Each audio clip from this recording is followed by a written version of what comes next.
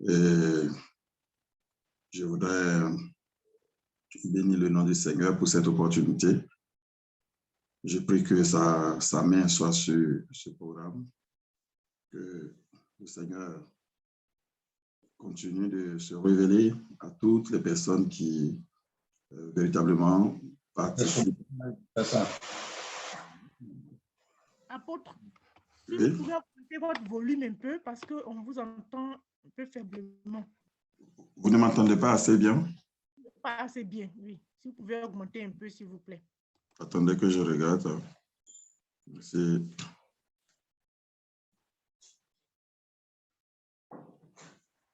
Bon, c'est le maximum.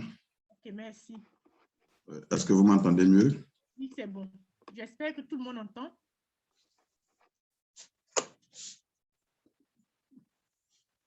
Quel est le retour des autres? Ils entendent? Vous pouvez envoyer dans le chat si oui, ok, on entend, c'est bon. Dans le chat, écrivez que vous entendez, c'est bon, parfait. Merci. Donc, nous bénissons le Seigneur pour cette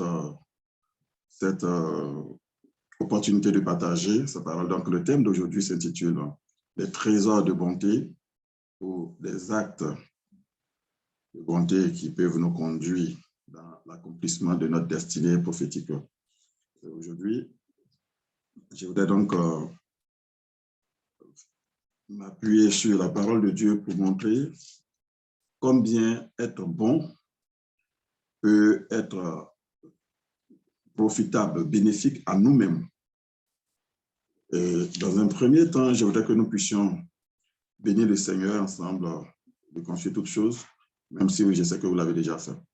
Nous te bénissons, nous te rendons toute la gloire pour ce temps.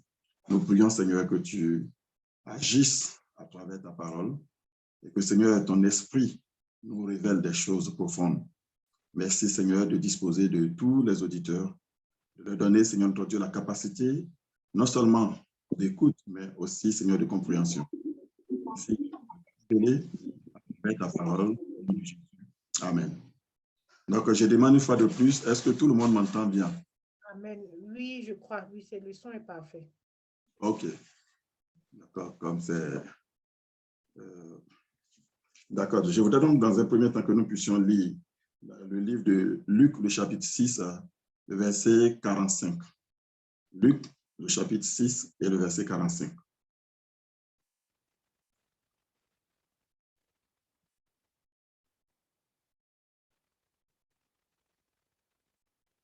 Donc,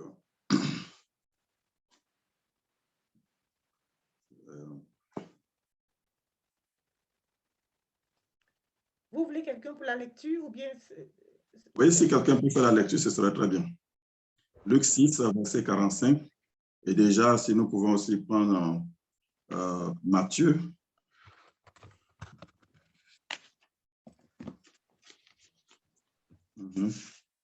Luc, chapitre 6, le verset 45. Si quelqu'un a déjà sa Bible, peut ouvrir son micro pour lire. Moi, Si une personne n'y est, bon, je vais lire.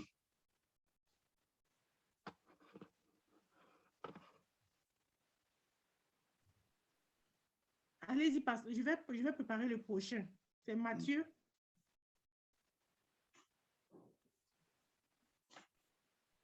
Le temps de télécharger. OK. Luc 6, le verset 45. L'homme bon tire le bien du bon trésor de son cœur. Et l'homme mauvais tire le mal du mauvais trésor. Car de l'abondance du cœur, sa bouche parle. Donc, voici ce que dit la parole de Dieu. L'homme bon tire le bien du bon trésor de son cœur. Donc, la parole de Dieu compare notre cœur à un trésor, ou bien un coffre fort, ou bien, disons, comment on va dire, un lieu où un trésor est gardé. Et il dit que l'homme bon, c'est de son cœur du bon trésor qu'il tire. Et l'homme mauvais, lui aussi, tire un mauvais trésor de son cœur. Donc, certainement, nous avons tous lu ce passage-là un jour ou l'autre, nous en avons entendu parler, et on se pose la question de savoir, mais qu'est-ce que Jésus veut dire par là? De quoi il parle?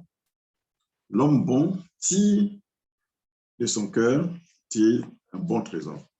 Est-ce que pour tout lecteur attentionné de la parole de Dieu, attentif, nous voyons que lorsque il est question de Dieu, on dit très souvent que Dieu est bon. C'est l'un des attributs les plus évidents, les plus mis en évidence lorsque nous parlons de Dieu. Outre sa sainteté, l'on parle beaucoup de la bonté de Dieu. Dans sa relation avec l'être humain, Dieu met sa bonté en avance. Et même pour le salut de l'humanité, Dieu met sa bonté en avance. Dans l'absolu, c'est de Dieu qu'on peut dire qu'il est bon, parce que bon signifie en réalité être bon. La première définition de la bonté, c'est considéré comme l'état de ce qui est, comment on appelle ça, l'état d'avoir les qualités, voilà, de la nature, hein, d'une chose. C'est-à-dire, si par exemple on présente un cheval, quand on dit c'est un bon cheval, donc ce serait un cheval est censé courir, un cheval est censé être rapide. Donc quand on dira qu'un cheval est bon, ça veut dire tout simplement qu'il a vraiment les qualités, ce qu'on attend de lui. Il a la nature, hein, il a les qualités de sa nature. Donc, on attend d'un cheval qui ne se comporte pas comme, par exemple, un âne ou bien un dromadaire qui va lentement, même s'il peut porter de charge. Parce que celui qui utilise un cheval, il cherche la rapidité. Maintenant, celui qui a besoin, par exemple, de porter des charges, lui, il aura besoin plutôt d'un âne ou bien d'un dromadaire, quelque chose comme ça. Mais la qualité qu'on attend, lorsque tu as ces qualités-là, la qualité, on dit alors, il est bon. Ou encore en d'autres termes, il a les qualités de sa destination ou bien de son usage. Par exemple, si on prend un couteau, on s'attend à ce qu'un couteau soit tranchant pour pouvoir l'utiliser selon son usage. Si c'est un couteau de table pour le pain, donc il sera moins tranchant. Si c'est un couteau de viande, il sera plus tranchant, et ainsi de suite. Donc, en fonction de l'usage, de la destination, on détermine qu'une chose est bonne ou pas. Donc, voyez-vous, dans l'absolu, lorsqu'on parle de bon, le premier sens, c'est cela. Et dans un second sens, lorsqu'on parle de bon, on parle de ce qui est parfait du point de vue moral. D'accord? Ce qui est parfait d'un point de vue moral. Et aussi, dans un autre sens, quand on parle de ce qui est bon, on parle de celui qui aime faire le bien. Celui qui aime faire le bien, celui qui aime le bien.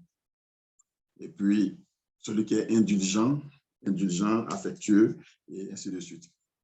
Alors, quand dans ce passage, le Seigneur dit « L'homme bon tire de son cœur du bon trésor », le Seigneur est en train de dire que celui, par exemple, qui est porté à faire le bien, il va tirer de son cœur du bon trésor.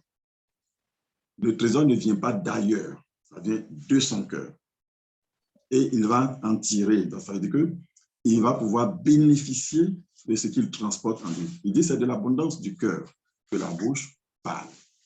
L'abondance du cœur que la bouche parle. Donc, une des premières qualités, enfin, un des premiers moyens pour pouvoir déterminer la bonté, c'est donc ce qui sort de nos bouches. Les paroles qui sortent de notre bouche, ce qui sort de nos lèvres. Souvenez-vous que les pharisiens disaient, par exemple, à Jésus que ses disciples mangeaient alors que eux, ils mangeaient sans se laver les mains, alors que eux, ils toujours les mains.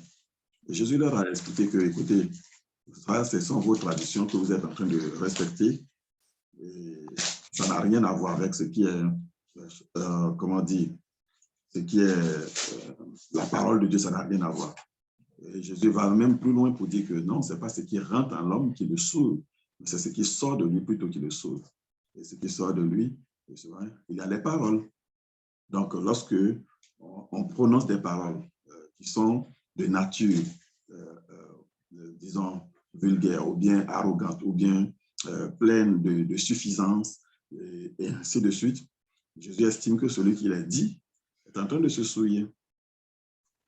Alors, dans ce passage où le Seigneur dit, l'homme bon tire de son cœur de bons trésors. Les bons trésors, comment est-ce que nous pourrons donc les comprendre? C'est donc le premier texte que nous avons lu. Mais je voudrais que nous puissions lire aussi, par exemple, Exode, le chapitre 34, le verset 6, et puis Nombre 14, le verset 18. Deux passages. Exode,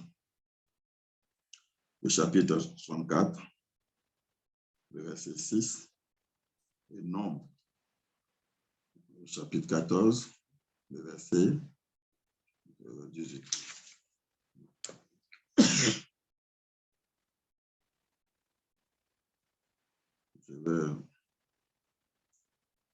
S'il y a un volontaire qui veut en faire la lecture, il peut le faire. Ainsi, je pourrais même donner la référence un peu plus régulièrement. Donc, Exode.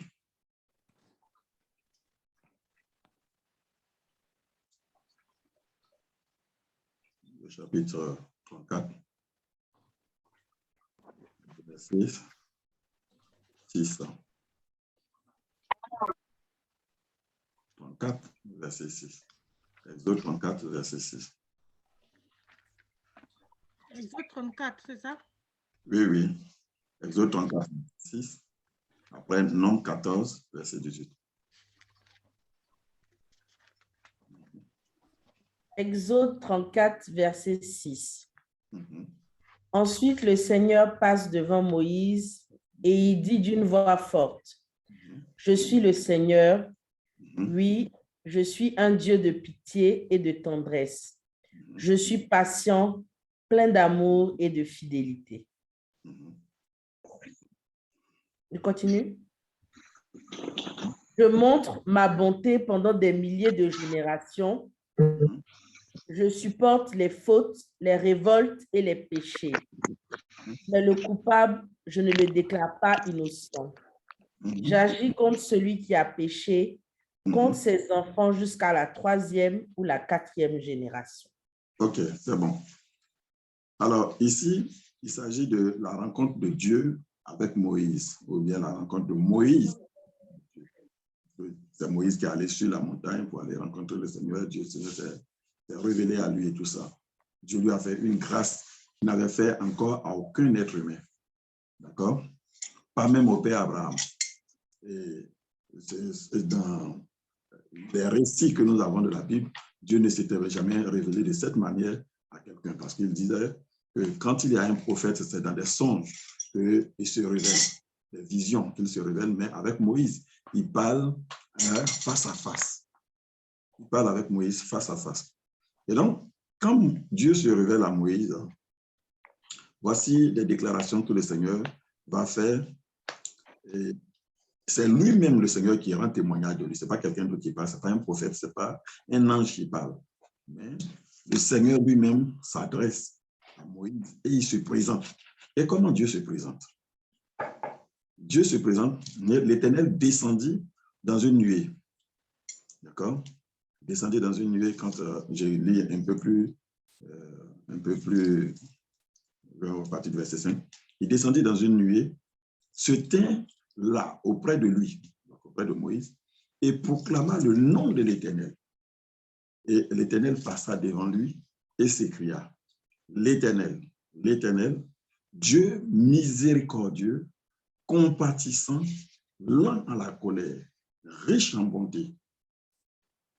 Gloire à Dieu. C'est un passage, je dis, des plus merveilleux que nous pouvons trouver dans la parole de Dieu. Si nous comprenons ce que le Seigneur est en train de dire ici. Vous voyez, c'est Dieu qui parle de lui-même. Il se révèle à un être humain en l'occurrence Moïse, son serviteur, et il dit ceci, l'Éternel, et il dit Dieu miséricordieux. Que signifie miséricordieux? Celui qui pardonne, d'accord? Celui qui pardonne. Compatissant. Compatissant, ça veut dire que celui qui n'est pas indifférent à la souffrance d'autrui. Celui qui, parce que compatissant est fait de deux mots. Il y a un préfixe, on dit latin qui est con, C-O-N, con. Et ensuite, passion. Donc, passion, ça signifie souffrance, douleur. Con, ça signifie avec. Et donc, quand on dit compassion, ça signifie littéralement souffrir avec quelqu'un. Ça veut dire que lorsqu'une personne est en train de passer par des épreuves, par des difficultés, on se sent concerné, on souffre avec cette personne, et donc on ne peut être indifférent, cela nous pousse à réagir. C'est ce que cela signifie. Et donc, Dieu lui-même se présente à Moïse et il parle de lui-même comme étant celui qui est miséricordieux, c'est-à-dire celui qui pardonne. Qu'est-ce qu'on pardonne? On ne pardonne que des fautes. On ne pardonne pas des actes de je sais pas moi, de bonté, des actes de justice. Non, on ne pardonne que des fautes. Et donc, Dieu met sa miséricorde devant. Dieu parle de lui-même comme étant d'abord le Dieu miséricordieux. Il n'a pas commencé par dire le Dieu de justice. Il n'a pas commencé par dire le Dieu de sainteté. Il a dit le Dieu, hein, l'Éternel, Dieu, hein, miséricordieux et compatissant, lent à la colère. Est-ce que Dieu ne voit pas tout le mal qui se fait sur la terre? Il voit, mais il attend, il agit. Et donc souvent, on a l'impression que, au fait, Dieu est trop lent, que Dieu il ne réagit pas du tic au tac. Certains même pensent que Dieu ne va jamais réagir. Or, il est le juge de la terre, il est le juge des morts et des vivants, il est le juge de tout esprit et de toute chair. Donc, il continue, il dit, il a parlé de la compassion, il a parlé de la miséricorde. Il dit lent à la colère. Lent à la colère, non. Dieu n'est pas toujours prêt à la détente. Il n'est pas un père fouettard.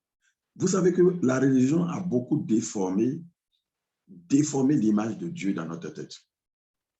Nous avons toujours un Dieu qui est toujours en colère, qui est toujours prêt à en découdre avec nous, tellement qu'on a peur de lui. C'est vrai que nous devons craindre Dieu. C'est vrai que nous devons avoir le plus grand respect, parce que Dieu est Dieu. Il est la dernière autorité, il n'y a personne au-dessus de lui. Mais Dieu met en avance c'est-à-dire sa nature, hein, qui est la bonté. Et il dit ceci, lui-même, il est lent à la colère, mais il est riche en bonté. Il aurait pu dire riche en colère. Il aurait pu dire riche en justice. Il aurait pu dire riche en sainteté. Ce serait aussi, mais Dieu dit, hein, lent à la colère et riche en bonté et en fidélité, qui conserve son amour jusqu'à 1000 générations. Ça veut dire quoi? Si un homme a marché avec Dieu, qu'il a touché le cœur de Dieu, qu'il a fait les choses qui sont justes, à cause de cet homme-là, ça, ce qu'on va dire, sa progéniture va bénéficier de ce que son ancêtre a fait, et les enfants de ses enfants, et les enfants, ainsi de suite, jusqu'à 1000 générations. Mais quand quelqu'un provoquera la colère et que le jugement de Dieu va l'atteindre, il dit alors, comment on appelle ça, ce jugement, cette colère, ce serait sur 3 générations ou 4 au maximum. Et donc, la bonté de Dieu va beaucoup plus au-delà, dans le temps, à travers les générations, que son jugement. C'est là donc une vérité fondamentale. Et même plus tard, le Seigneur dira, ben, on entend dire, les parents ont péché, et puis ce sont les enfants qui ont les dents agacées. Il dit, ben, le temps vient, on ne dira même plus, on ne chantera plus, on ne dira même plus ce proverbe. Parce que l'âme qui pêche, c'est celle qui mourra. Alors, même si dans l'absolu, ce n'est pas tout à fait révolu parce qu'il faut savoir comment activer. C'est à travers le Christ qu'on peut faire cesser les malédictions ou quand on connaît son droit, bien entendu. Alors, il conserve son amour, qui pardonne l'iniquité, la rébellion et le péché, mais qui ne tient pas le coupable pour innocent et qui punit l'iniquité des pères sur les enfants, ainsi de suite. Voilà. C'est de cette façon-là que Dieu s'est présenté à Moïse. C'est vraiment important de le comprendre. Sachez que lorsqu'il s'agit du salut, Dieu fait passer d'abord sa miséricorde, il fait passer d'abord sa bonté, il fait passer d'abord sa compassion avant sa justice. Si vous voulez encore une illustration de cela, vous connaissez l'histoire de la femme dite la femme adultère, n'est-ce pas? Une femme avait été saisie, elle avait été prise en flagrant délit d'adultère, et pendant que Jésus était là avec ses disciples, elle fut traînée, d'accord? Dans Jean, le chapitre 8, à partir du verset 1 au verset 11. Si nous avons, en progressant, nous allons le lire. Et donc, la parole de Dieu nous dit que les gens qui l'ont envoyé ont demandé à Jésus, mais voici, cette femme-là a été prise en flagrant délit d'adultère et la parole de Dieu, à travers Moïse, le serviteur de Dieu, dit que une telle femme doit être lapidée jusqu'à ce que moi s'en suive. Et toi, tu dis quoi? Donc, pour eux, ils ont posé une question captieuse et ils attendaient à ce que Jésus puisse leur dire, bon, ne la lapidez pas. Et de cette façon-là, ils vont l'accuser. Ouais, il a annulé la parole de Dieu. Que Moïse, notre grand prophète, a dit qu'on doit lapider de telle femme et lui, il dit de ne pas lapider. Donc, Jésus les a regardés et Jésus a dit quelque chose de simple. Hein? Jésus a dit, OK, quand Moïse a dit cela, de lapider, OK. Mais parmi vous, celui qui n'a jamais commis de péché, qu'il soit le premier à lancer la pierre. Dès que Jésus a dit cela, ils ont commencé à réfléchir. En réalité, beaucoup de personnes se voient saintes, irréprochables, tant qu'elles ne sont jamais tombées dans les péchés dits de la chair. Nous, dans notre génération, nous avons hiérarchisé les péchés.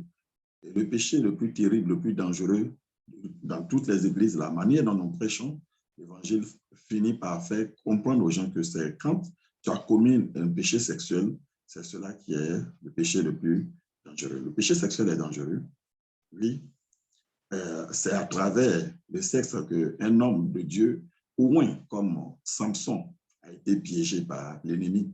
Dans un premier temps, Samson était dans les bras de Delilah, séduit, et elle le baissait tellement bien qu'il dormait profondément. Et un sommeil tellement profond que même quand on le coiffe, on le rase, ou bien quand on est en train de le lier, il continue de dormir. Je ne sais pas si c'est somnifère qu'on lui donnait. Mais le projet n'était pas simplement qu'il soit l'amant de Delilah, parce qu'une fois que Delilah a atteint ses objectifs, pendant qu'elle était en train de faire toutes ces choses-là, il y avait 5 princes qui se sont cotisés de l'argent, des sommes très importantes, et qui ont donné cet argent-là à cette femme pour dire, fais-le tomber pour nous, essaie de découvrir quel est le secret de sa force. Donc, à travers ce qui pourrait être perçu comme une relation amoureuse, il a vendu le secret de son onction sans qu'il ne s'en rende compte. Dans un premier temps, il a essayé de faire de la diversion. Et après, il n'a pas pu résister très longtemps parce qu'elle était toujours sur lui. À la fin, la Bible dit qu'excédé, fatigué, il a révélé le secret. La conséquence fut très, très, très grave pour lui. Ils sont venus, ils l'ont saisi et tout de suite, ils ont coupé ses cheveux qui étaient le secret de sa force. Et il est devenu comme un clown qui divertissait ses ennemis.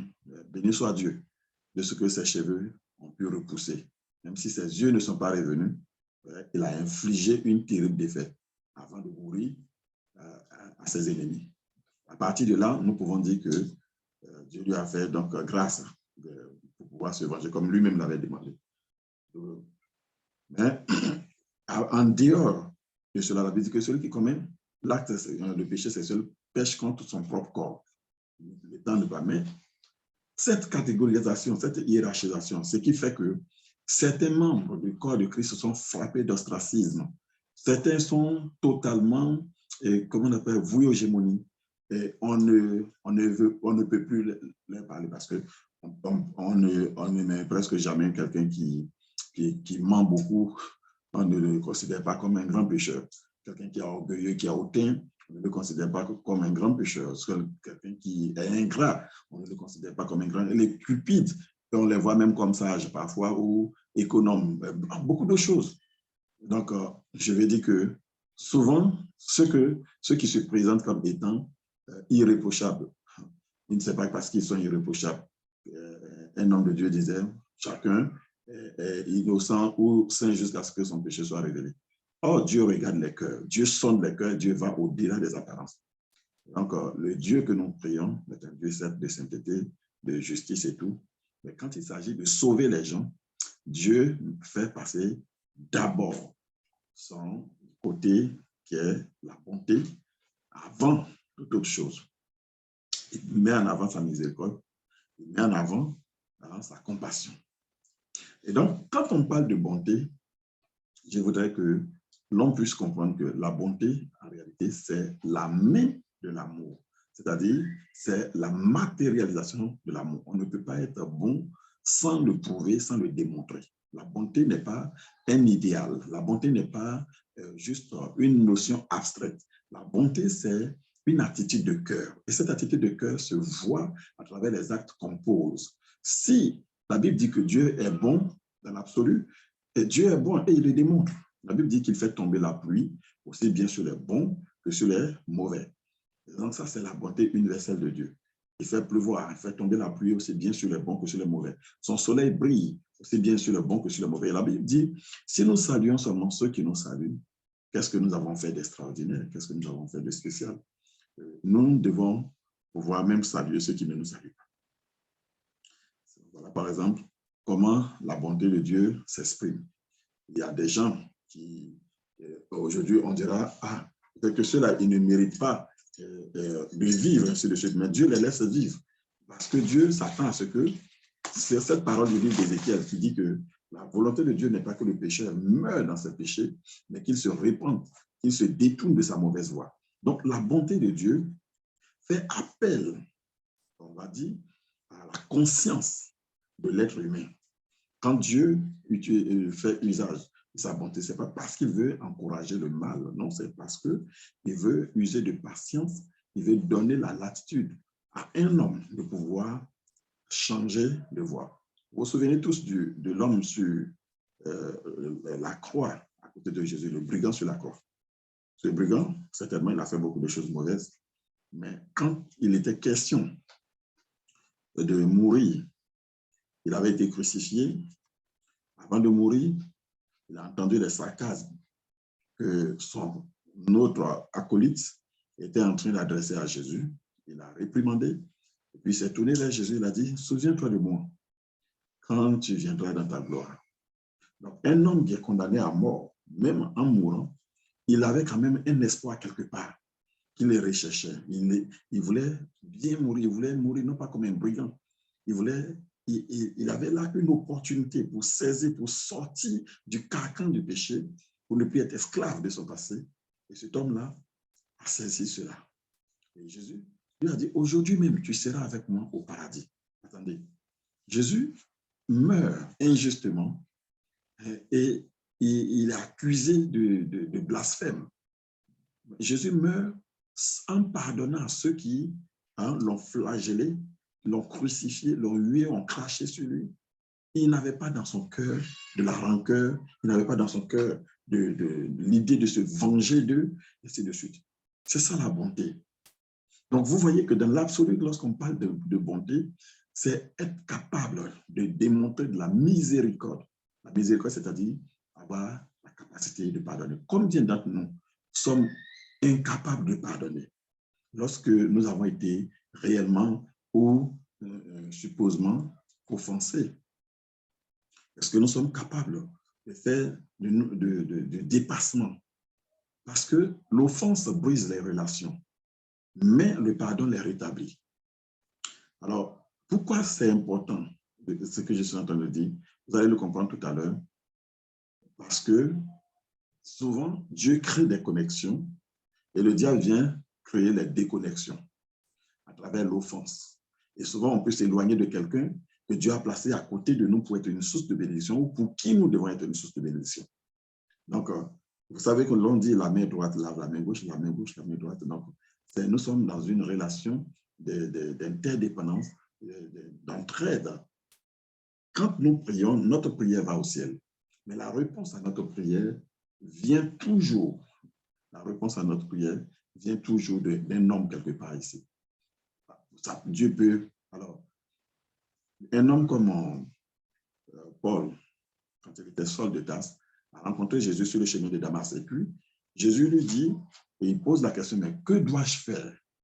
Le Seigneur lui dit, va toujours à Damas. Donc, la destination n'a pas changé. Mais la mission, le contenu de sa mission maintenant va changer. Tu ne vas plus à Damas pour arrêter. Tu ne vas plus à Damas pour te dire. Il dit, quand tu seras à Damas, l'on te dira ce que tu dois faire. L'on te dira, on te dira. On là, c'est qui? C'est des enfants de Dieu. C'est des chrétiens qui sont là-bas. Il a posé la question directement à Jésus. Pourquoi Jésus ne lui explique pas que oui, bon, écoute, tu m'as fait beaucoup de mal, comme il l'a déjà dit. Mais oui, bon, moi, je vais t'enseigner les choses ainsi de suite. Non. Le Seigneur a dit, allez, faites de toutes les nations des disciples. Donc, tu peux rencontrer Jésus dans ta chambre, dans un songe, mais tu auras toujours besoin d'un homme pour qu'il puisse t'enseigner.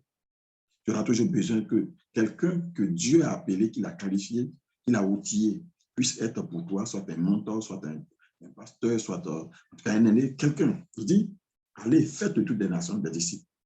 Or, tout disciple a un maître. Dans l'absolu, notre maître, c'est le Seigneur Jésus. Mais n'oubliez pas que la Bible dit que le disciple accompli est comme son maître. Et Paul dit, vous qui devez être des maîtres, vous en êtes encore réduits à être au lait. Vous voyez aujourd'hui, dans les relations que les gens ont avec leurs pasteurs, avec leurs églises, on voit que les chrétiens maintenant vont à l'église juste pour eux-mêmes leurs besoins. Ils ne vont plus pour apprendre réellement à connaître Dieu. Ils ne vont plus pour supporter l'épreuve, pour être patients dans l'épreuve, pour que leur caractère soit affiné. Lorsque quelque chose ne va pas naître, automatiquement on change d'église, parce que les églises, il y en a beaucoup, c'est comme ça que les gens vont. Donc, ils ne voient plus réellement, comment on appelle ça, l'esprit de sacrifice. Il y a tellement de choses à dire, ces choses-là que je les survole, parce qu'on ne peut pas parler de tout en seulement 1h30. Mais je voudrais pouvoir dire le maximum de choses pour que vous puissiez avoir une vision plutôt holistique de thème que je suis en train d'aborder. Alors, souvenez-vous, une femme comme Sarah a été tellement éprouvée qu'à un moment donné, elle a eu un conseil qui lui était venu en tête. Elle pensait que c'était très, très sage. Elle a dit, Abraham, prends ma servante, fais un enfant, et cet enfant-là, ce sera notre enfant, parce qu'il nettoie sur les genoux, c'est notre tradition.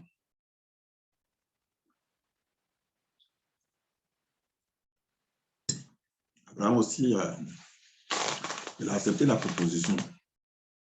La Bible dit qu'il a pris cette femme comme seconde épouse. Elle, en tout cas, elle n'a pas eu les problèmes de Sarah.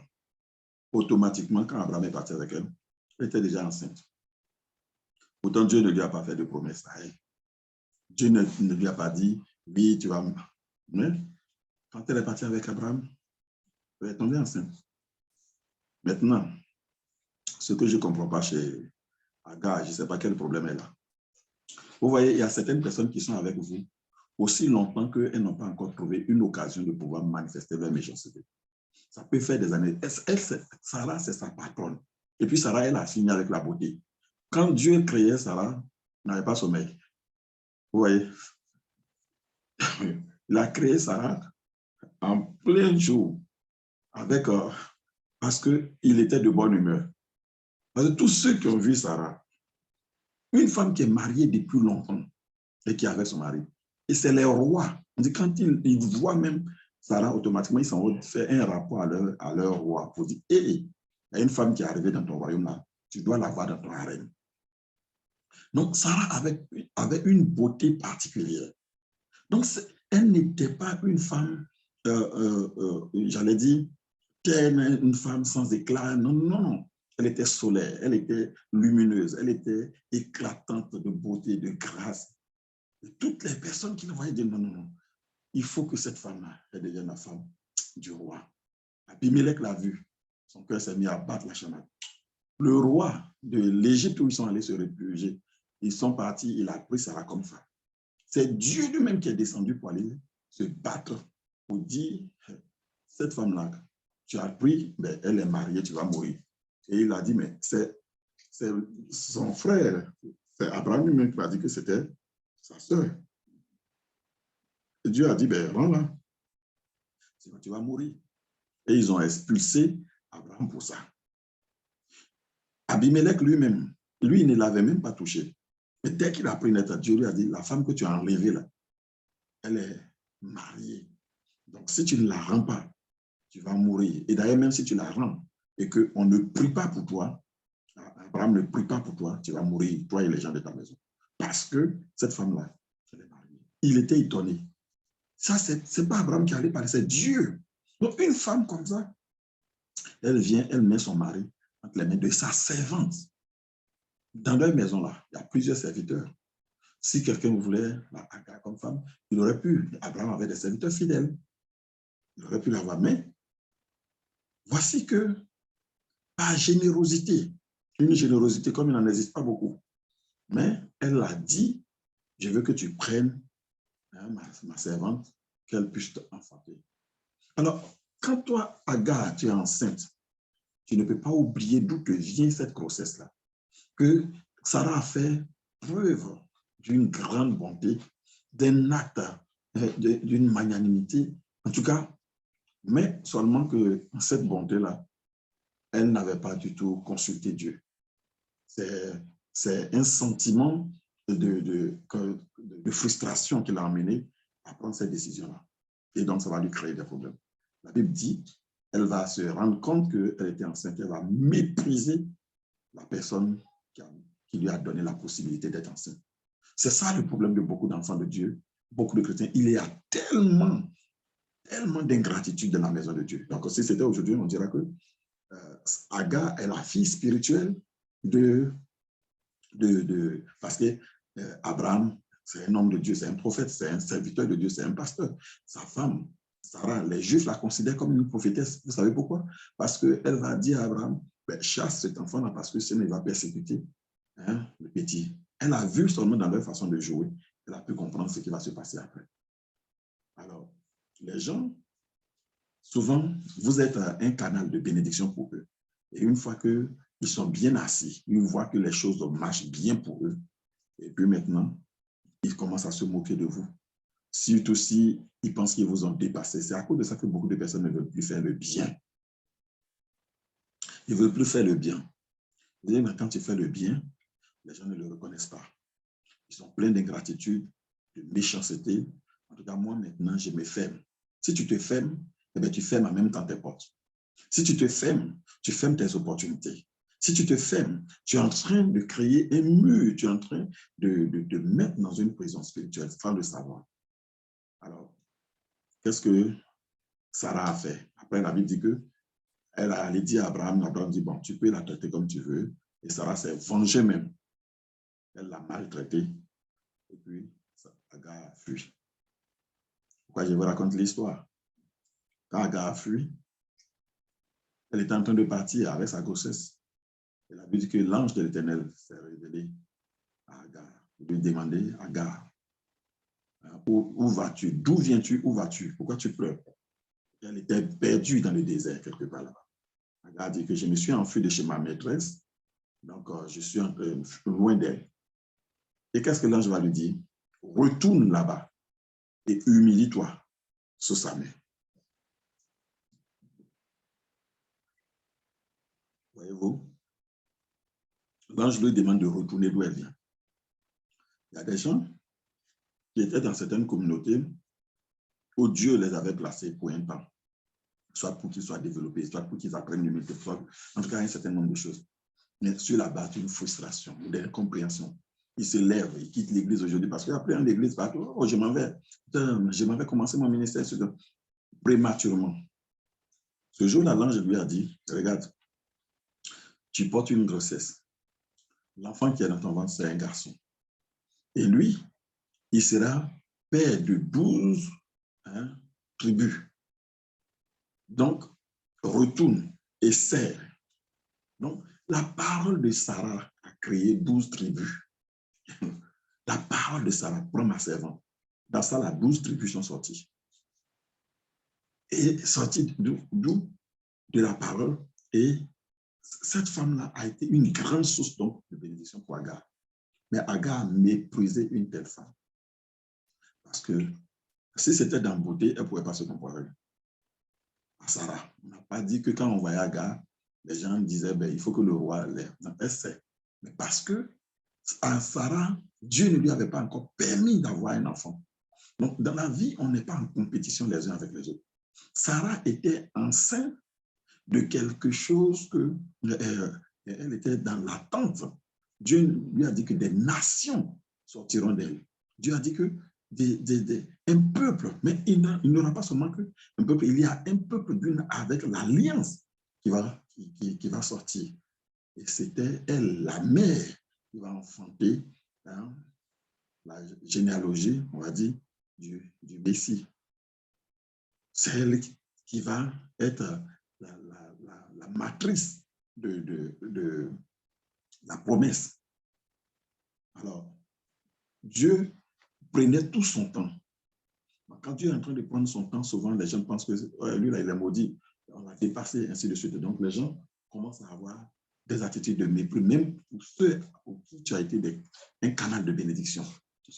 Donc, je dis d'emblée à quelqu'un qui m'écoute en ce moment, la Bible dit, ne vous lassez pas de faire le bien.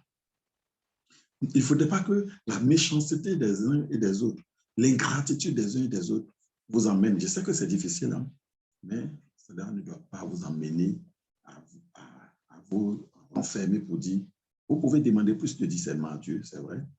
Vous pouvez demander à être, mais vous devez toujours savoir que vous devez continuer à faire du bien. Pourquoi je le dis? Souvenez-vous, c'est vrai que ce ne sont pas des femmes, mais malgré l'histoire de Agar dont je parle, un jour, Abraham était assis, il a vu 3 hommes venir. Abraham a couru devant eux. Il allait dire, hey, venez chez moi, alors qu'il ne les attendait pas. Le soleil était déjà presque au zénith. Les gens disent que non, nous, on est pressés, on s'en va quelque part. Il dit, non, non, non. Si vous êtes passé à côté de ma maison, permettez que je puisse vous faire goûter quelque chose. Reposez-vous ici. Je vais faire vite, vite, vite. Et la Bible dit que le vieux là s'est mis à courir pour aller chercher lui-même un veau tendre. Il est allé voir sa femme pour dire, hé, Agar chérie, on a des visiteurs, s'il te plaît. Je voudrais que tu puisses préparer ça rapidement. Pourtant, ils ont plein de servantes. Il aurait pu dire à ses serviteurs et servantes, ils auraient fait, mais non, il demande à sa femme. Il faut préparer ça. Ça veut dire que le vieux là, il connaît les capacités culinaires de sa femme. Il sait qu'il y a des choses là, quand elle prépare, quand tu manges, tes cheveux se dressent et tu as des visions. Si tu es prophète. Et donc, il était là. Non, ça là, je ne vais pas confier ça. Vous savez que souvent, des femmes ont des secrets de cuisine, elles ont une façon de préparer. Quelqu'un peut préparer quelque chose. Tout le monde prépare ça. Mais quand elle prépare pour là, c'est différent. Je donne un exemple, hein, pour ceux qui connaissent le déguet. Déguet, tout le monde sait faire. On dit tout le monde, oui, on fait ça comme ça, on fait ça comme ça. Mais il y a des gens, quand ils préparent leur déguet, c'est onctueux. Ça a un goût spécial.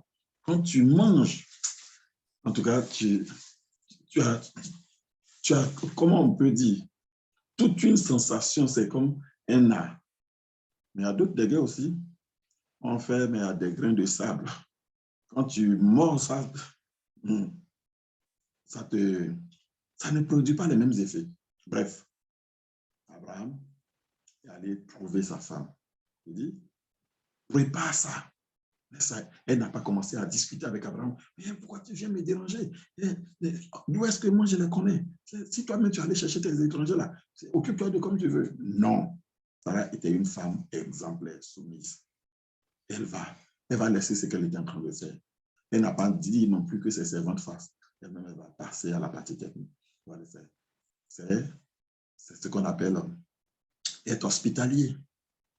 Et donc, quand ils ont fini de préparer tout, Ils sont venus servir. Abraham était assis à côté d'eux.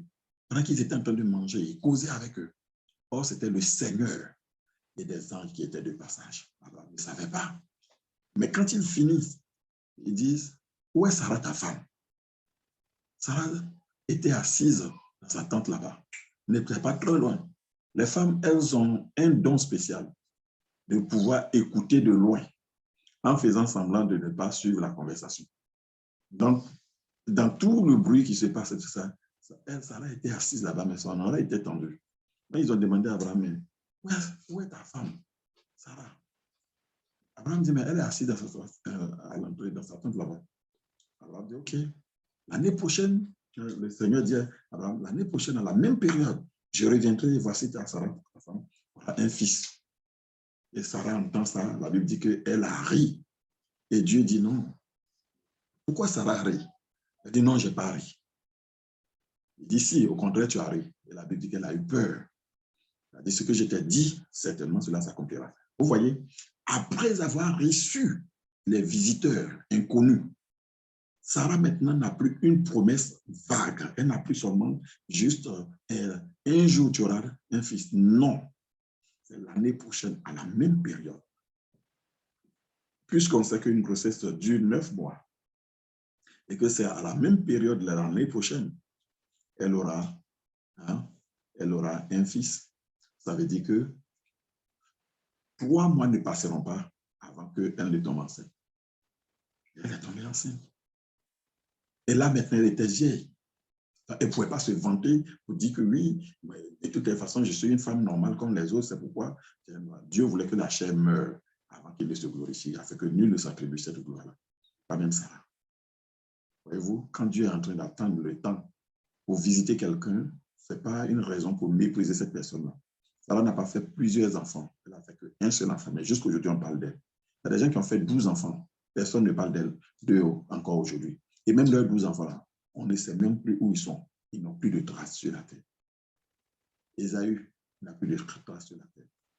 Donc, la bonté, comme je l'ai dit, ce n'est pas un idéal. La bonté, c'est la qualité de Dieu. Celui qui manifeste la bonté manifeste le cœur de Dieu. Celui qui connaît Dieu doit pouvoir être empreint de bonté. Et c'est ce qui a disparu aujourd'hui dans nos églises. Nous avons de méga churches, mais des églises dans lesquelles chacun se débrouille. On ne se connaît même pas, même vraiment. C'est vrai que si une église est très grande, on a du mal à connaître les frères. Mais il y a des mécanismes. Voyez-vous, l'église primitive, comme on dit, la première église, les gens qui étaient dans cette église-là, ils se préoccupaient des conditions de vie des autres. C'est pour ça qu'ils ont inventé plus tard le diaconat, pour pouvoir partager les ressources qui étaient là au niveau de l'église. Que tout le monde puisse manger à sa faim, ceux qui avaient des problèmes d'ordre financier, ainsi de suite. Aujourd'hui, il y a de plus en plus une approche individualisée. Je viens à l'église pour que Dieu me bénisse pour moi. Si tu es dans ce groupe et que tu veux être milliardaire, ok, c'est une très, très bonne chose. Mais la bonne question est de savoir pourquoi tu veux être milliardaire. C'est pourquoi. Parce que Dieu interroge les mobiles. La Bible dit que celui qui veut s'enrichir tomberait dans le péché. Quand Dieu dit cela, il n'est pas en train de dire que la richesse est une mauvaise chose. Sinon, le ciel serait un endroit très pauvre. Si c'est être pauvre qui est spirituel, le ciel serait un endroit très pauvre. Or, au ciel, là, la terre sur laquelle on marche, c'est de l'or pur. Y a-t-il une telle ville qui existe comme ça sur la terre? La Bible parle de la mer de cristal. La Bible parle des perles. Donc, ce n'est pas de ça qu'il s'agit. Mais au ciel, il y a la bonté, il y a le Dieu qui siège là-bas est le Dieu qui est capable d'aimer les hommes malgré leurs péchés, de les approcher, de s'identifier à eux, de descendre à leur niveau. Aujourd'hui, nous, ce que nous regardons comme étant des mécréants, ce que nous regardons comme étant des gens qui ne sont pas encore à notre niveau de sainteté, de spiritualité, nous les méprisons. Et nous oublions volontiers parfois qu'une femme comme Marie-Madeleine était regardée de haut par des gens comme qu'on appelle les pharisiens. Méprisaient, c'est une femme de mauvaise vie. Mais Jésus regardait au-delà des conditions du président de cette femme. Il voyait l'avenir radieux de cette femme. Il voyait une femme sainte, une femme qui aimant Dieu, capable d'aimer Dieu plus que sa propre vie. Mais il y avait des gens qui étaient là, avec un esprit religieux qui était en train de là, tout simplement, juger, condamner. J'ai parlé de la femme. Adultère, quand Jésus a dit, ceux qui sont donc, justes, sans péché, qu'il a lapidé, plus personne n'a lapidé. Et Jésus a demandé, mais ceux qui t'accusaient, où sont-ils? La femme dit, ils sont tous partis. Et Jésus lui dit, bon, ils ne t'ont pas condamné, ils ne t'ont pas lapidé. Elle dit, non. Il dit, moi non plus. Est-ce que ça veut dire que Jésus est un promoteur de l'immoralité sexuelle? Non. Est-ce que ça veut dire que Jésus encourage? Mais à aucun moment, Jésus n'a condamné cette femme-là. Est-ce que vous savez que c'est après avoir sauvé la vie de cette femme-là que Jésus va lui dire maintenant, va parler maintenant de son péché, en disant quoi? Pas en lui faisant un cours sur la fidélité. Il a dit, va et ne pêche plus de peur qu'il ne t'arrive quelque chose de pire. Les exégètes disent que cette femme-là, c'est elle qui a fondé l'Église en Europe d'abord. Que c'est elle qui est venue en Europe et qui a commencé à évangéliser l'Europe. C'est comme la femme, dite la femme samaritaine, qui vient puiser de l'eau à midi, quand toutes les autres femmes ont fini. Cette femme-là, touchée par la bonté de Dieu, sa vie va changer. Dieu met sa bonté en avant pour transformer les gens. Il met sa bonté en avant pour pouvoir sauver des vies. Alors, quand la Bible dit, l'homme bâtit de son bon trésor, de son cœur, de bons trésors, cela signifie que le bien que tu vas faire dans la vie des gens, ce même bien-là va te revenir d'une manière ou d'une autre. Et donc, je suis obligé de parler comme ça pour pouvoir gagner un peu plus de temps. Je vais vous donner des exemples concrets dans la parole de Dieu.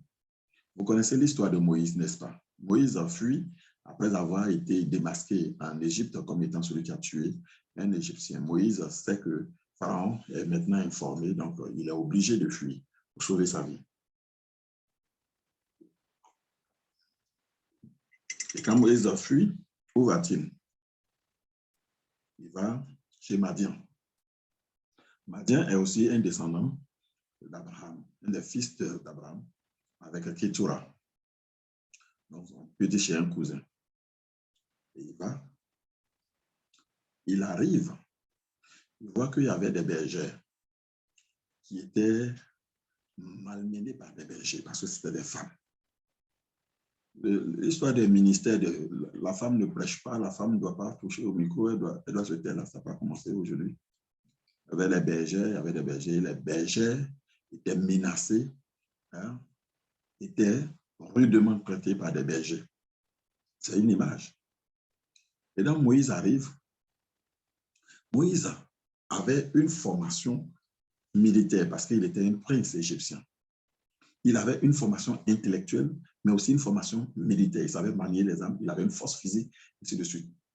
Et donc, parce qu'à cette époque-là, quand tu étais prince, quand tu étais roi, tu devais aller à la guerre et tu marches en tête de l'armée. Ce n'est pas comme aujourd'hui.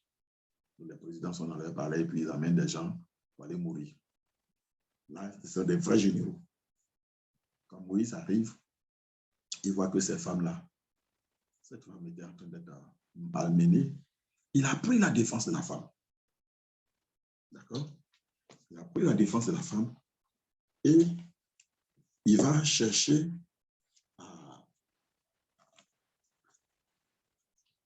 quand il essaie de défendre cette femme-là, elle est contente. Parce que pour une fois, quelqu'un était en train de prendre son parti. Et la parole de Dieu nous dit que, effectivement, elle est allée parler de cet homme-là à son papa.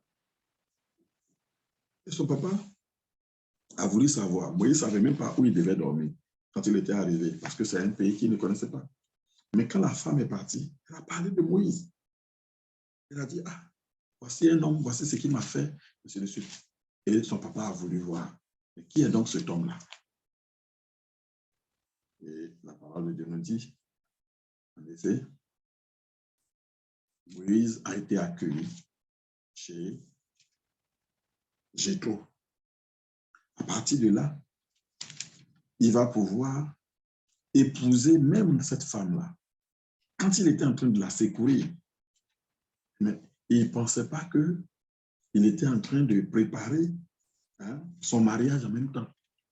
Quand il était en train de secourir cette femme, il ne savait pas, un tant soit peu, qu'il était en train de se battre pour sa femme. C'était une inconnue. D'accord? C'était une inconnue. Mais il s'est battu pour elle. Contre des gens qui étaient en train de la brusquer, de l'opprimer. Il a pris sa défense.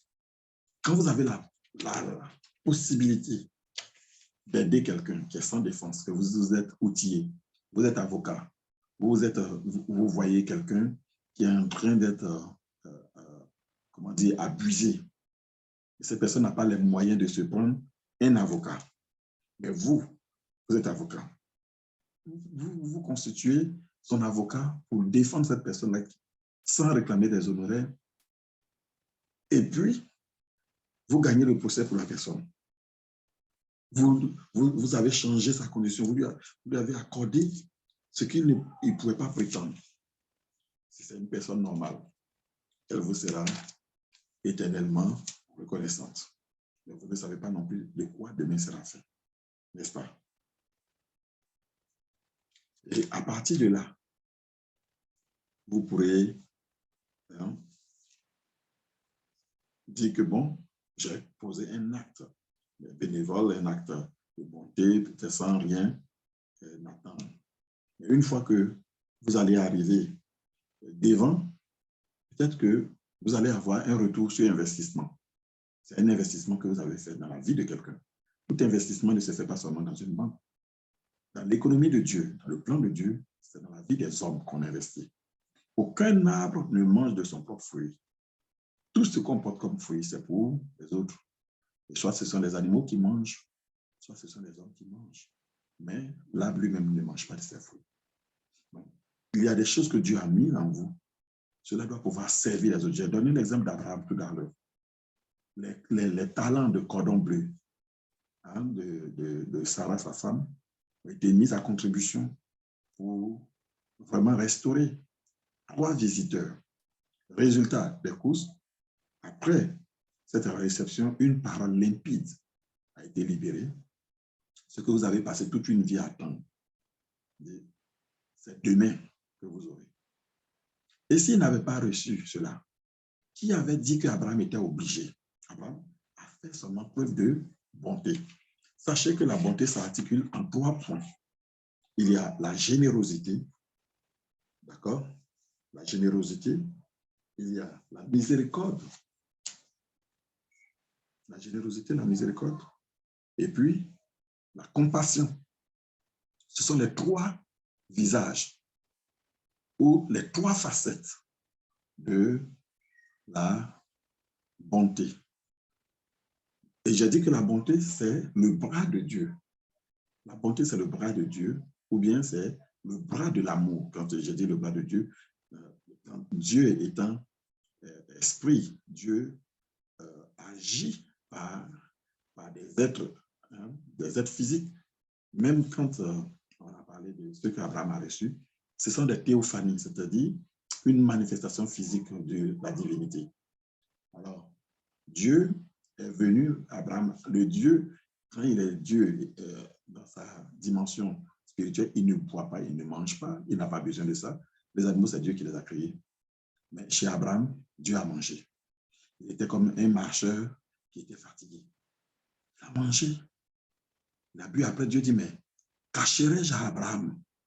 Donc, vous voyez, parce qu'il a reçu, alors Dieu révèle sa pensée, ses plans. Et s'il les avait laissés passer, aurait-il eu cela? Regardez, même sur le chemin d'Emmaüs, quand Jésus était ressuscité, il y avait 2 gars, Cléopas et puis son ami, qui étaient en train d'aller dans une ville qu'on appelle Emmaüs. Ils étaient à environ 11 km de Jérusalem. Ils marchaient, ils étaient tristes. Et puis Jésus les a rejoints. Ils étaient en train de causer. Jésus dit, mais de quoi parlez-vous? Et puis vous êtes aussi concentrés comme ça et tristes. Il y a un qui lui a parlé mal.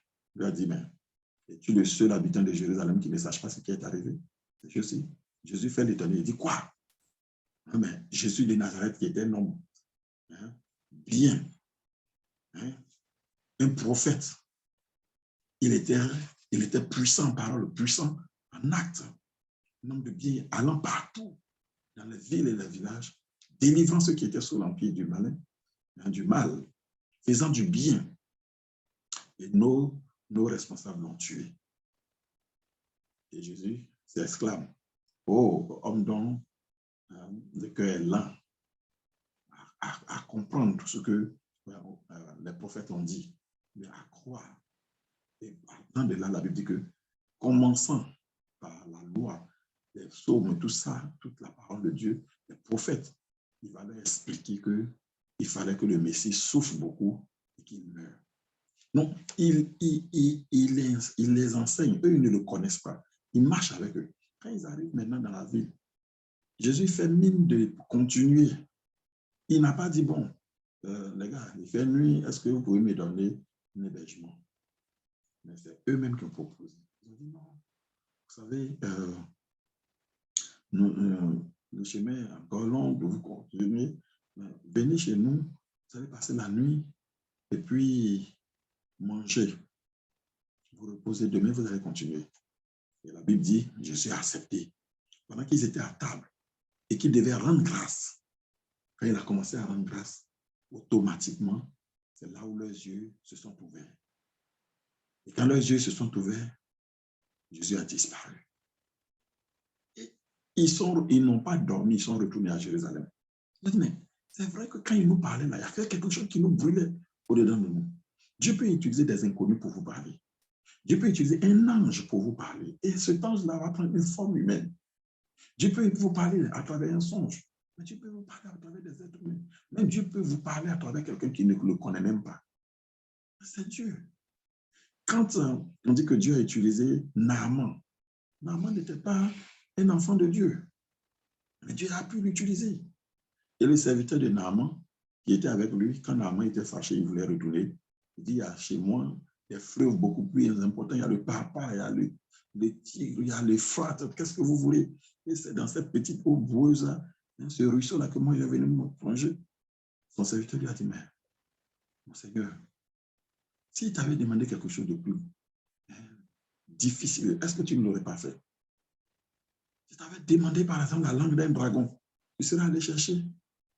Si tu avais demandé la tête de 10 serpents anaconda, tu vas aller chercher.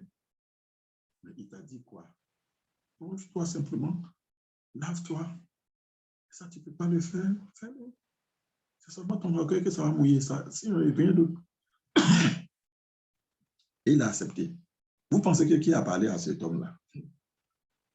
Notre Dieu s'appelle aussi l'esprit de conseil. L'esprit de Dieu, là, c'est aussi un esprit de conseil. Dieu nous parle beaucoup plus par conseil que par prophétie et par révélation. Ça, là, beaucoup de personnes ne le savent pas. Les gens méprisent le conseil. Quand quelqu'un te parle d'un conseil avisé, sage, Dieu est en train de te parler. Mais si tu n'écoutes pas, tu auras les conséquences. Et les conséquences, on dit, ce conseil mieux que le conseil lui-même. Parce que quand lui, il va te... Les conséquences là, parfois, ça te laisse des stigmates pour la vie. Alors, je suis en train de dire,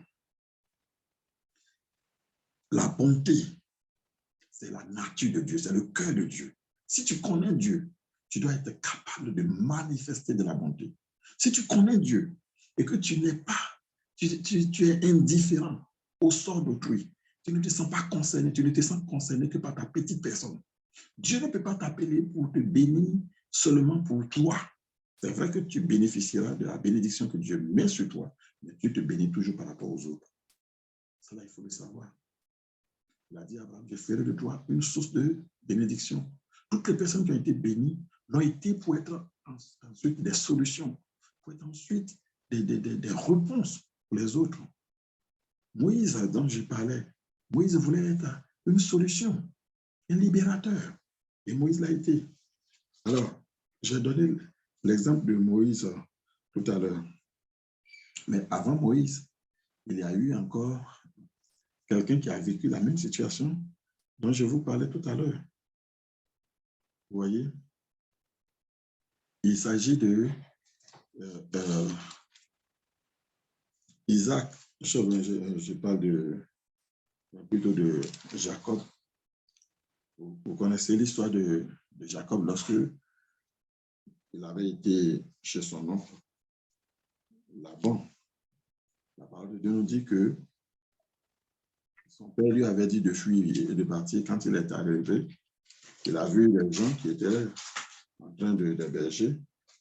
Puis ils lui ont demandé, mais il a posé la question, mais est-ce que vous connaissez un certain Laban?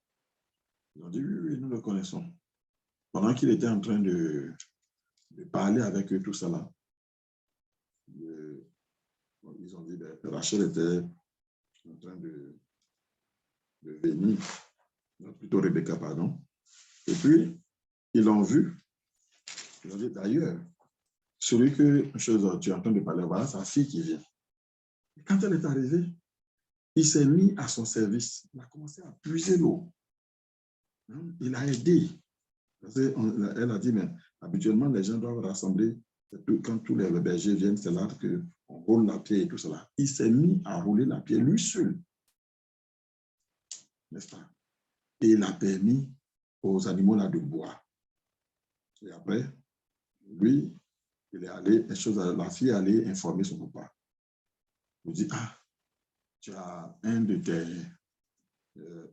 neveux qui est venu, il s'appelle Jacob.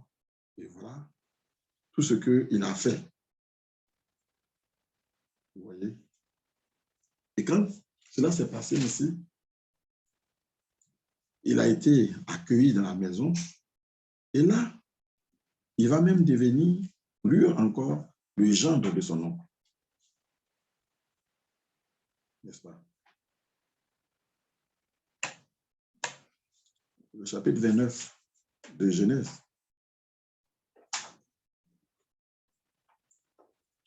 Je dis, Jacob se mit en marche.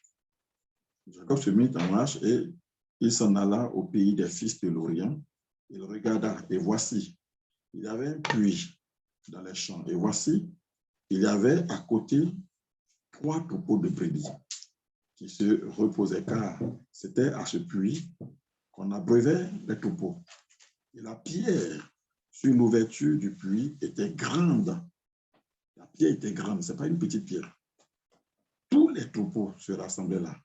On roulait la pierre de dessus, l'ouverture du puits, on abreuvait les troupeaux et l'on remettait la pierre à sa place sur l'ouverture. Jacob dit au berger, mes frères, d'où êtes-vous? Il répondit, nous sommes de Charan. Il leur dit, connaissez-vous Laban, fils de Nahor? Il répondit, nous le connaissons. Il leur dit, est-il en bonne santé? Il répondit, il est en bonne santé. Et voici Rachel, sa fille, qui vient avec le troupeau. Il dit, voici, il est encore grand jour et il n'est pas temps de rassembler les troupeaux. Abreuvez les brebis, puis allez et faites les paîtres. Il répondit, nous ne le pouvons pas. Nous ne le pouvons pas jusqu'à ce que tous les troupeaux soient rassemblés. C'est alors qu'on roule la pierre de dessus, l'ouverture du puits, et qu'on abreuve les brebis. Comme il leur parlait encore, survint Rachel avec le troupeau de son père, car elle était bergère. Lorsque Jacob vit Rachel, fille de Laban, frère de sa mère, et le troupeau de Laban, frère de sa mère, il s'approcha, roula la pierre de dessus l'ouverture du puits, et abreuva le troupeau de Laban, frère de sa mère. Et Jacob baisa et éleva la voix et pleura. Jacob apprit à Rachel qu'il était parent de son père, qu'il était le fils de Rebecca. Et elle courut l'annoncer à son père. Dès que Laban eut entendu parler de Jacob, fils de sa sœur, il courut au-devant de lui et l'embrassa. Vous voyez, là, cette chose qui s'est passée, ça semble quelque chose de banal. Mais voyez comment Jacob a réagi. Quand il est arrivé, il a vu il y avait une pierre énorme qui fermait le puits. On dit habituellement, il faut plusieurs personnes même pour pouvoir déplacer. Mais qu'est-ce que Jacob va faire? À peine il a comment on va dire, sa cousine arrive, lui, il va se donner la peine. Donc, il va travailler. C'est un acte courageux. C'est un acte de générosité. Il a donné de sa force. Il a donné de son énergie. Donc, la générosité dont je parle ici consiste à donner ce que tu as. Ce que tu as, ça peut être ta force, ça peut être ton intelligence, ça peut être comment on va dire, ton temps. La générosité, quand tu es bon, quand tu prends de ton temps pour prier pour quelqu'un qui est dans des problèmes, quand tu prends de ton temps pour conseiller quelqu'un, parce que tu as les compétences dans un domaine donné, parce que tu es expert ou experte pour cette personne-là, et la personne ne comprend rien, tu lui expliques les choses, tu l'éclaires, tu lui permets de pouvoir. Ça, c'est de la générosité. Donc, la générosité consiste à donner soit de son temps, en tout cas, ce que tu as ou ce que tu es, tu peux le mettre au service d'autrui. J'ai donné l'exemple de Jacob. On aurait pu lire encore pour Moïse, mais je vous ai déjà raconté. Donc, on ne peut pas lire compte tenu du temps pour les passages. Mais voyez-vous, cette générosité a été repayée. La femme qui l'a aidé là, c'est elle qui est devenue sa femme. Sur le champ, on n'a pas dit qu'il était tombé amoureux de la dame, mais il l'a fait sans arrière-pensée.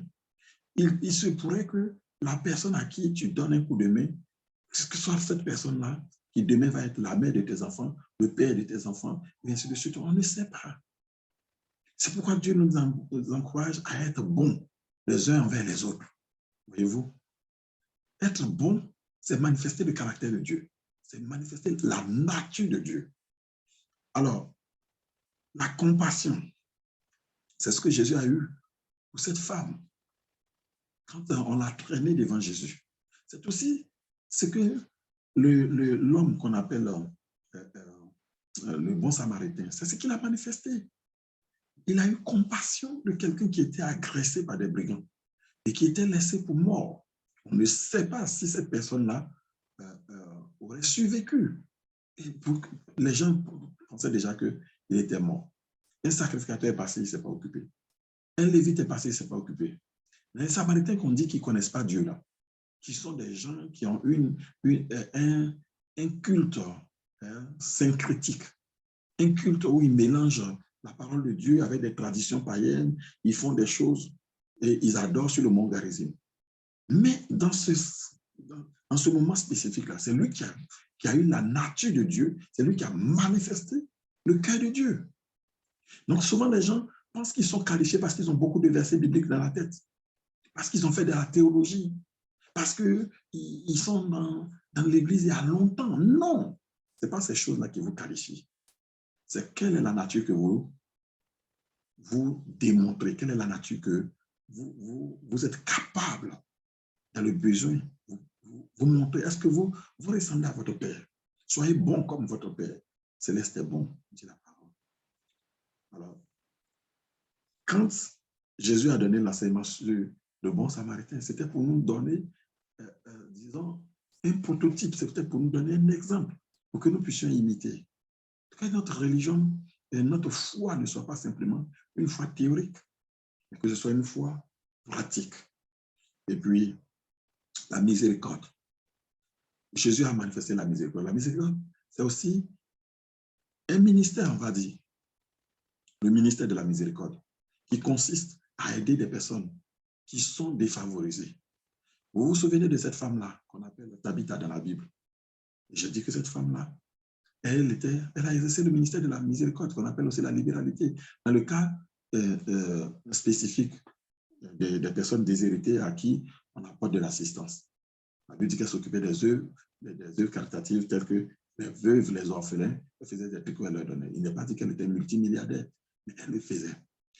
Ceux qui disent que moi, je vais devenir riche pour aider des gens, que je vais faire du bien, sans être déjà riche, sans avoir beaucoup, le peu que vous avez, si vous avez cette aspiration, bien cet appel-là, vous allez le démontrer déjà au niveau de ce que vous avez aujourd'hui. Vous ne pouvez pas aider peut-être 100 000 personnes, vous pouvez aider 2 personnes, vous aidez 2 personnes. Et vous pouvez transformer la vie d'une personne. Et voilà en quoi on montre qu'on est effectivement à l'image de notre Père. Quand Jésus a dit à cette femme-là, il ne t'a pas condamné, moi non plus. Va et ne pêche plus. De peur qu'il t'arrive quelque chose de pire. À aucun moment, Jésus ne s'est moqué de cette femme. À aucun moment, Jésus ne s'est montré condescendant. Jésus était sans péché. Il aurait pu la lapider, mais il ne l'a pas fait. En général, ceux qui vous lapident, c'est ceux qui ont beaucoup plus à se reprocher. C'est ceux qui disent, ils luttent jusqu'à... Ils ont l'impression qu'il faut qu'ils persécutent quelqu'un pour montrer qu'eux, ils sont au-dessus. Bénissez Dieu pour ceux qui n'ont pas besoin de se repentir, parce qu'ils sont riches en sainteté. Mais ce que Dieu attend par-dessus tout, c'est que nous soyons capables de démontrer, même à ceux qui sont à terre, qu'il est le Dieu qui restaure, parce qu'il est écrit, cette fois le juste tombera, cette fois je le relèverai. Parce que Dieu est un Dieu patient, un Dieu de miséricorde. Dieu tend la main à celui qui est à terre, comme il a fait avec cette femme qui était à terre. Par la suite, elle est devenue une évangéliste. Elle a gagné l'Europe avant Paul. Quand Paul arrivait en Europe, il y avait déjà des chrétiens. À Rome, il y avait déjà des chrétiens. Je suis parti à Rome. On m'a dit que c'est ici qu'il avait le prétoire. C'est ici qu'il avait la garde prétorienne où Paul était emprisonné, ainsi de suite. Mais il y avait des chrétiens. Donc, les Romains, c'était déjà des chrétiens. C'est à eux que Paul a écrit. Voyez-vous? Lorsque une personne a la nature de Dieu, elle ne peut pas être indifférente face à la situation d'autrui. Et par-dessus tout, ceux qui sont nos frères dans la foi, nous ne pouvons pas être indifférents. Ça veut dire que celui qui n'a pas soin des siens est pire qu'un infidèle. Mais nous sommes enfants de Dieu. Nous prétendons que nous passerons l'éternité ensemble, mais sommes-nous capables de pouvoir nous supporter les uns les autres, même dans ce lieu? Tout ce que Dieu met à notre disposition aujourd'hui, c'est pour que nous puissions faire du bien. Ce n'est pas la grandeur de ta maison qui importe. C'est à qui as-tu donné un jour l'hospitalité. Ce n'est pas la marque de ton véhicule qui compte. Quand tu sors du culte même, que tu vois des frères qui sont en train d'aller dans la même direction que toi, est-ce que tu peux avancer quelqu'un? On dit qu'aujourd'hui, là, on ne sait plus qui est qui. Donc, on a très peur, on s'enferme dessus. Comment est-ce que nous pouvons être la lumière du monde? Comment est-ce que nous pouvons, si même entre nous-mêmes, on ne peut pas influencer? Maintenant, remarquez que des destinées, des gens ont découvert leur destinée, ils sont rentrés dans leur destinée en aidant des gens qu'ils ne connaissaient pas, en posant des actes dans leur vie.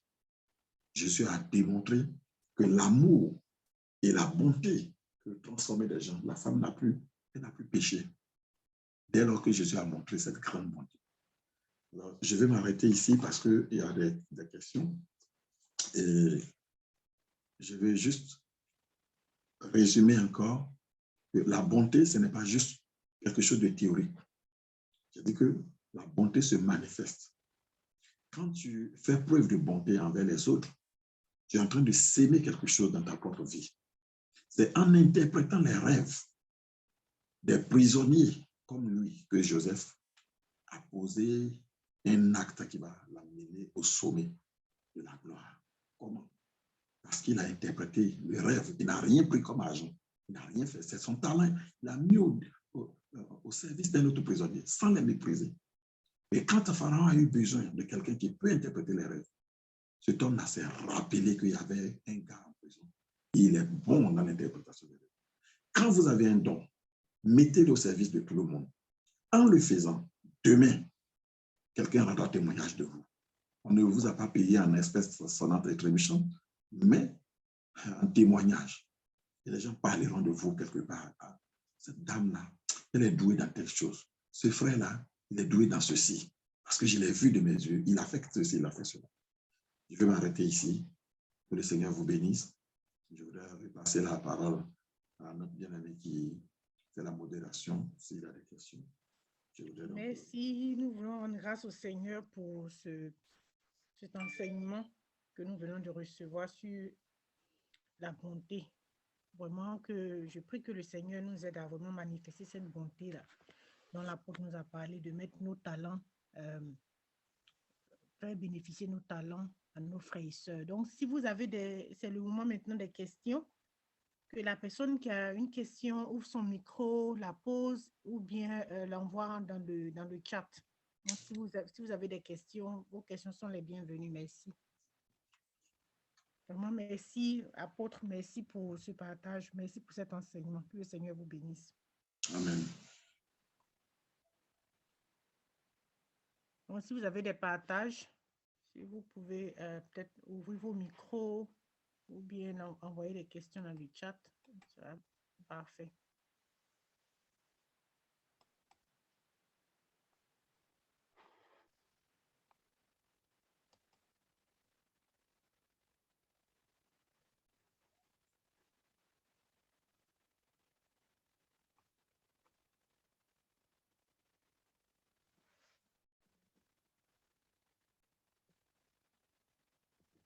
Moi, j'ai une préoccupation. Vous avez dit que à cause de la religion, dans la religion, on nous a fait oublier un peu la bonté de Dieu.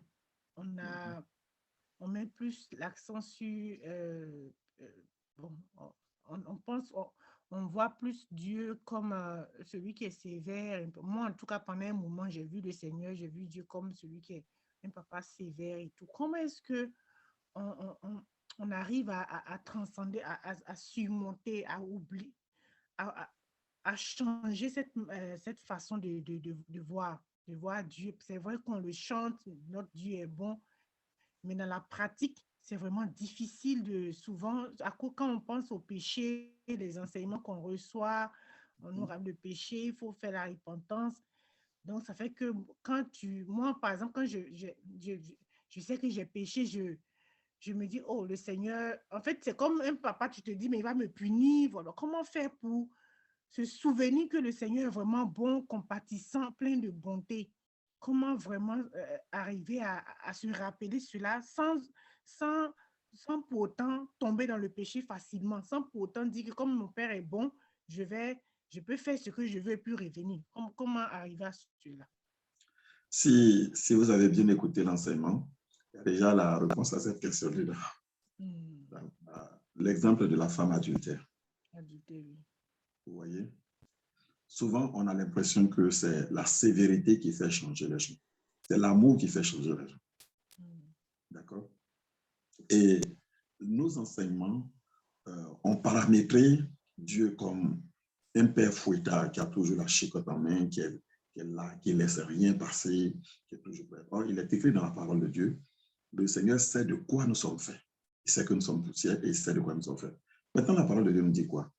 La parole de Dieu nous dit, car Dieu a tant aimé le monde qu'il a donné son Fils unique, afin que quiconque croit en lui ne périsse point, qu'il ait la vie éternelle. Le monde que Dieu a aimé là, le monde était-il juste? Est-ce que ce monde pour lequel Dieu a donné son Fils unique, est-ce que le monde était saint? Non. Il n'était pas saint. Est-ce que le monde était pur? Non. Mais il a été capable de l'aimer. Et il est venu vers ce monde-là. Ce n'est pas le monde qui est allé vers lui, c'est lui qui est venu vers le monde. Et c'est lui qui a payé le prix pour que le monde soit sauvé. Il a vu que le monde était enténébré, il a apporté la lumière. Il a vu que le monde était fade, il a apporté le sel. Vous voyez? Donc, c'est un changement de paradigme que nous devons pouvoir opérer. Quand nous donnons des enseignements qui sont biaisés, nous fabriquons des chrétiens qui sont des zélotes, des religieux, mais ils ne sont pas des hommes spirituels. Parce que la Bible dit que l'homme spirituel juge de tout et n'est lui-même jugé par personne. Lorsqu'on parle souvent de la grâce de Dieu, les gens ne comprennent pas. Bon, souvenez-vous de l'histoire de Jésus concernant le fils prodigue. Il a dit à son père, donne-moi ma part d'héritage. Il dit que la part lui a été donnée. Il est parti la festoyer. Et puis, il faisait bonbons. Il menait une vie dissolue, mais faisant bonne chère. On dit qu'il a dépensé son argent avec des prostituées. OK? Quand il était maintenant totalement appauvri, quand il avait tout dilapidé, Bible dit qu'il a commencé à chercher du boulot. Comme boulot, il a trouvé seulement celui de gardien de port. Pour les juges, pour les juifs, c'était quelque chose de très, très, très humiliant. Parce qu'ils ne mangent pas du porc. Ils ne doivent même pas les élever en temps normal. Vous voyez? Donc, ceux qui les élevaient, on les voyait comme des gens impurs. Maintenant, regardez le porc lui-même, ce qu'on lui donne comme nourriture. Et lui, il n'a pas de nourriture. Il se dit, bon, je vais manger ce qu'on donne au porc, les caroches. Et la Bible dit, personne ne lui donnait. Regardez jusqu'où il était tombé. Et c'est là qu'il est rentré en lui-même. Il a commencé à se dire, mais chez mon père, qu'est-ce que je fous ici? Il y a de la nourriture en abondance. C'est vrai que je ne me vois plus comme un fils parce que j'ai déshonoré mon père. Alors, mais je peux être un serviteur parce que les serviteurs là-bas mangent très bien. Ils sont bien habillés. Donc, je vais aller pour demander à servir mon père. Quand il arrive, le père, il était assis. Et il a pris cette décision. Il dit, je dirais, j'ai péché contre le ciel et contre toi. Et quand il arrive, quand le père le voit, lui, il marche. Mais le père, lui, il court pour venir à sa rencontre. Il n'est pas venu pour lui donner 2 baffes. Quand il est arrivé, il a embrassé. On ne sait pas depuis combien de jours il ne s'est pas lavé. Quand le père l'a approché, il l'a embrassé, là, il a senti que ce n'était plus le parfum frais avec lequel il était parti. Et donc, le père a dit tout de suite qu'on note ses vêtements. Ce qu'il portait sur lui, ce n'était même plus des vêtements. Des guenilles, des loques. Et bon, qu'il prenne un pain et puis qu'on lui mette un anneau. Le père n'a pas demandé, mais combien de prostituées tu as eu à connaître? Pourquoi tu as fait ce que tu as fait? À aucun moment, il ne lui a posé la question. Le père dit, tuer le veau gras, organiser un festin. Et ça dansait du zouglou. Les gens étaient très contents. Quand le fils est né, il n'était pas content. C'est pas toute cette musique, ça. C'est quoi ça? Il dit, ah, c'est ton frère qui était parti là qui est revenu. Et ton papa a ordonné qu'on tue le veau gras. Et là, actuellement, on a fait beaucoup de nourriture. Donc, tu es arrivé, tu vas te laver, tu vas... Il dit non, lui, il ne rentre pas à la maison. Ça, c'est l'esprit religieux. Ouais. Il est fâché. Parce que dans son esprit, on devait attraper le gars, là, le punir sévèrement. Il ne comprend pas ce que son père fait. Le père ici, c'est Dieu. Le fils prodigue, là, c'est un chrétien charnel. Et puis maintenant, l'autre, c'est celui qui il représente ceux qui croient qu'ils marchent dans la droiture, la sainteté la plus absolue, mais qui ne connaissent pas leurs droits. Donc, dans la parole de Dieu, il y a déjà tous ces schémas. Le Père, si nous connaissons son cœur, même si nous avons péché, nous devons avoir le courage de venir vers lui. Simon-Pierre a dit à Jésus, éloigne-toi de moi, parce que je suis un pécheur. Mais tant que tu t'éloignes de Jésus, tu ne seras jamais pur. C'est quand tu viens au pied de Jésus, au pied de la croix, tu ne peux te rendre pur. Tu n'as aucun pouvoir pour pouvoir te rendre pur toi-même. Voilà ce que je peux dire. Merci, apôtre. Donc, s'il y a toujours des questions, s'il n'y en a pas, nous allons clôturer et puis nous séparer. Voilà, donc vraiment, nous bénissons le Seigneur. Je veux rendre grâce au Seigneur pour ce temps encore. Vraiment, merci pour d'avoir répondu à ma question. Merci pour l'enseignement. Nous allons réécouter encore parce que, comme vous l'avez dit, nous ne pouvons pas être bénis et penser à nous seuls. Le Seigneur nous a donné des dons pour les mettre au service de nos frères et sœurs, de la communauté, et puis toutes les personnes qui sont autour de nous. Vraiment, je veux rendre grâce au Seigneur, que le Seigneur vraiment vous bénisse. Si vous voulez terminer avec une prière avant de nous séparer. Merci. Ok. Une fois de plus, merci pour vous tous qui êtes en ligne, qui avez suivi le programme. Merci à la servante de Dieu, Betty, pour l'invitation. Que le Seigneur bénisse cette initiative, qu'il bénisse ce ministère, je vais dire, ce groupe mis en place et que les objectifs que le Seigneur a pour vous, vous puissiez les atteindre pleinement. On connaît les besoins spécifiques de chacun, qui leur répondent à vos attentes dans le nom de Jésus. Amen. Je veux bénir ton nom, Seigneur, pour ce temps de partage. Je prie, Seigneur, que l'esprit de vérité, le Saint-Esprit de Dieu, puisse continuer à enseigner chacun dans, Seigneur, les profondeurs de ta parole. Je prie que tu ouvres les yeux, tu ouvres les entendements, Seigneur, que cette parole puisse être appliquée au cœur de chaque personne, là où cela est nécessaire. Je prie, Seigneur, que ta grâce et ta bénédiction soient sur ce groupe. Seigneur, les ressources de la terre entière sont à toi. Je crois que, Seigneur, notre Dieu, tout est possible. Il est écrit que tout est possible à celui qui croit. Seigneur, je prie que tu donnes aux uns et aux autres de comprendre les principes. Lorsque quelqu'un cherche à élever ton nom, que quelqu'un cherche à faire avancer ton royaume, Seigneur, tu es prêt pour orienter, pour guider cette personne. Je prie qu'il en soit ainsi, Seigneur, que tu te révèles, que tu mettes les ressources à leur disposition. À toi, absolument tout est possible. Continue de te glorifier dans leur vie et que des témoignages suivent ce temps. Si quelqu'un avait un besoin spécifique, une attente, Seigneur, pour ce programme, je prie, oh Dieu, que tu te révèles, que tu agisses puissamment, que tu donnes une directive à qui a besoin de directive, que tu ouvres une porte à celui qui a besoin de l'ouverture d'une porte. Seigneur, qu'il y ait une touche particulière de ton esprit dans la vie de chacun. Seigneur, que ce temps puisse les amener à une autre dimension, Seigneur, de l'intimité avec toi, en eau profonde. Oh, oriente-les et glorifie ton nom, le nom puissant de Jésus. Amen. Amen. Amen. Amen. Vraiment, bonne soirée. Soyez bénis. Seigneur bénisse votre famille, votre ministère. Et vraiment, excellent week-end à vous et à tous. Le Seigneur vous bénisse à tous et bonne soirée.